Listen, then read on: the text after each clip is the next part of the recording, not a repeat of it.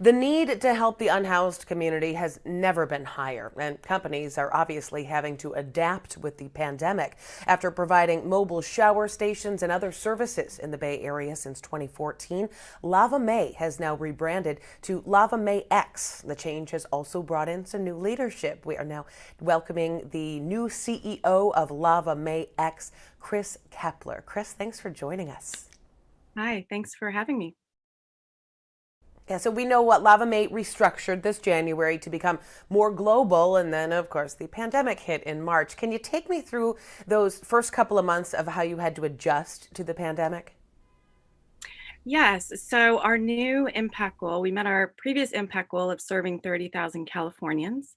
And because the need was so great and we got received so many requests to bring our services to communities, we pivoted to teach and mentor other communities to launch our programs. So, such as mobile showers, our pop up care villages, and hand washing stations. We are still delivering services in the Bay Area. We unfortunately had to suspend our services in March due to COVID, but we have since relaunched in Los Angeles and we're relaunching in San Francisco. And in the interim, we didn't want to leave our guests behind. And so we have distributed almost 8,000 hygiene kits on the streets, both in the Bay and in LA. Okay, wonderful. The need is obviously there. Now, your nonprofit is setting a goal to serve 100,000 people moving through homelessness by 2024. Has the pandemic affected that goal as we've come along here? And we're consulting. So far this year, about 15 of our partners or replicators have launched either mobile hygiene services or hand washing stations. I would say in the beginning of the pandemic, it did, but we've seen a lot of people that have reached out, especially over the summer, because the need is so great. And I think really the pandemic has really highlighted the fact that hygiene is so critical, and there's a lot of community members that want to help their unhoused neighbors. And so we're seeing quite a few people that are wanting to get out there on the streets and help and deliver hygiene as well as other critical services. So we've seen quite an uptick in the, Absolutely. yeah. And what is the number one issue that you see right now with unhoused people? Yeah, so I mean, I think a lot of the general public is thinking about, can I go out and go to a restaurant or even sit outside to eat? And what we're seeing is that there's a lot of services that have been cut because of funding. So the unhoused don't have as many services to access for food or water. And also with the closures of libraries, they can't plug in or recharge their cell phone. They can't access water at a Starbucks or even go to the bathroom. So a lot of what we're seeing right now is a lot of medical needs, a lot of wound care. We hit the streets with the UCSF street nursing team that delivers wound care while we give out water and food and then COVID items as well. So masks, hand sanitizers, but it's really desperate, and we're seeing a lot of new faces and families and more people even living in their vehicles. So it's really tough. It's really tough out there right now. But I would say water right now is the biggest thing that people ask for because they just can't access it at any normal place that they usually go to, as well as food and clothes. Hmm. Now, the doctrine for Lava Mae X is radical hospitality, as you call it. Can you describe what that means and why it's so important? Yeah, for us, it's really about connecting with people and celebrating in our shared humanity. So when you see somebody that's on the streets or that's unhoused, you look at them, you look them in the eye, you ask them how they are, you hear their stories, and it's really that relationship and that connection that continues to provide hope and restore dignity. And it's really about the human touch and the human just connection for us that makes a difference. So it's not transactional. It's really, how are you? What can we do for you? And is there something in particular we can bring back to you next time? And part of that is just really being compassionate and also being very consistent so that when we show up in our blues, they know who we are and they trust us and we help them. And that's really the magic is going above and beyond to connect and to listen and to look them in the eyes and call them by their name.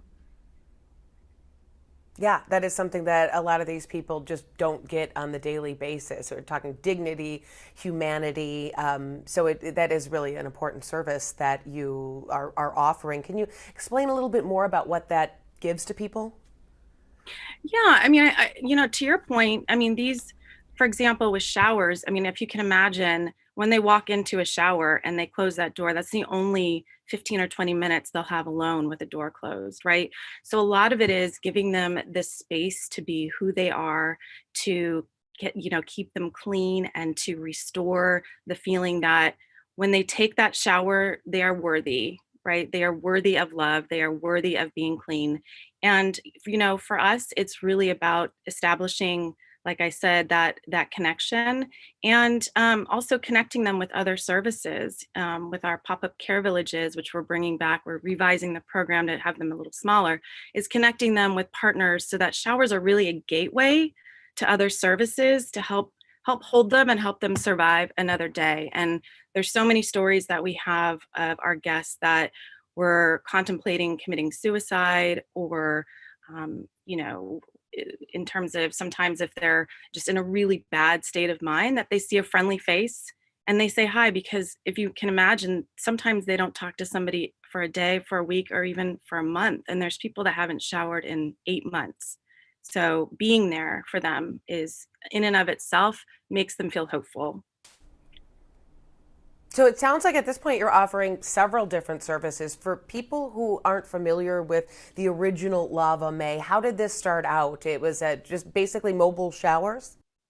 Yeah, it's a really great question. So we started out in 2014 offering mobile showers, and we found that once we were doing that, our guests were going to so many different places to access services, whether it was food or job applications or legal help, that we said, why don't we bring all of our partners to the streets, and we'll offer the showers, but we'll host a village. And so we started mobile showers, and then we wanted to extend our approach to one to many. And that's where we started our pop up care villages. And once we were up and running, we had so many requests, about 4,500 from across the world, of people that said, please bring your services to us. And that's what sparked our idea in 2018, where we launched a mobile hygiene toolkit where we would teach and train anybody to do this work. And we have over 3,000 downloads of that toolkit since 2018. And that's what made us say, wow, our goal is to teach the world how to do this. We can teach and show people this impact instead of us doing it ourselves, just because to scale up to that need would be really, really tough. And it's a very hyper local um, solution, right? So those that love and are in their own communities know the best way to serve in their communities. And we're there to help facilitate and consult people through our toolkits and our resources and our one-to-one help for free. So that's our goal, is to get 75 partners or replicators up and running our programs to serve 100,000 people by 2024. I love that goal. That's fabulous. And for people around here in the Bay Area, we know you're a nonprofit. You're stretched very thinly right now. What can we do to help? Well, you can donate monetarily, or we also have hygiene kits that we're still distributing. So you can go online and look at our Amazon list and see where you can help donate products and goods for us to distribute on the streets.